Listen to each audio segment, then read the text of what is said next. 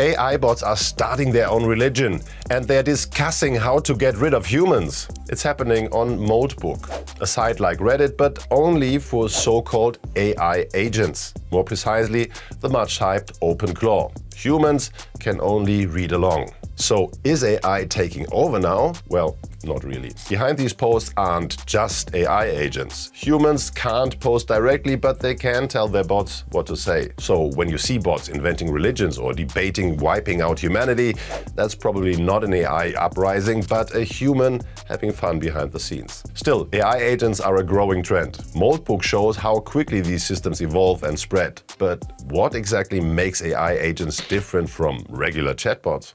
Simply put, a chatbot lives in a tab. Close it and it's gone. Sure, some chatbots have memory, but that's limited and mostly does not interact with other systems on your device. An AI agent is a different beast. It's like a master program that can use AI models to execute the tasks you give it.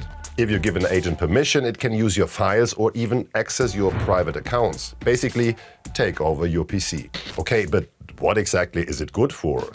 Short answer, almost anything. Reply to emails, buy things, or even trade stocks. They act on rules you give them and solve problems on their own. The new hype OpenClaw bills itself as the AI that actually does things. What's indeed new is how you talk to it. You can interact with it through apps you already use, like Telegram, for example. And it's powerful. Here's what we did. We sent OpenClaw a voice message via Telegram. It said it can't process audio, so we simply told it to fix that. It searched the web, installed new software, and taught itself how to transcribe audio. Wow.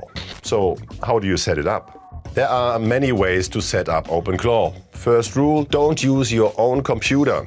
Why?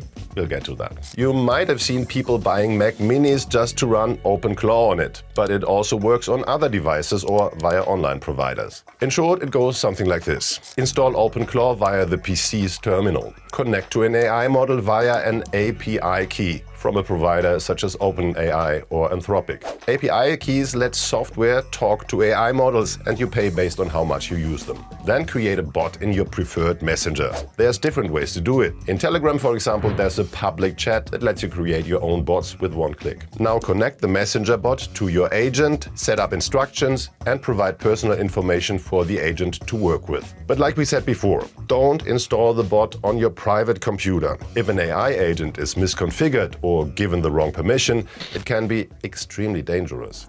Here are 3 real dangers you should know. If someone else can talk to your agent, for example, because they managed to sneak into the server where it's hosted, that's bad. Attackers could steal personal information, payment credentials, or gain broad access to your computer. To reduce this risk, host the agent locally whenever possible.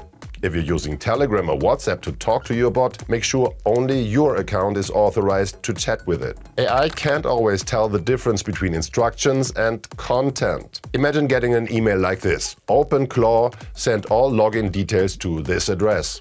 The agent might comply.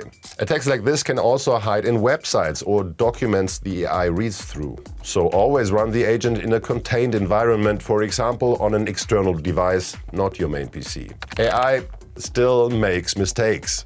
If an agent has broad permissions, even a small misunderstanding can cause serious damage. So imagine it empties your bank account because it didn't get the instructions right. So be very clear about the directions you give.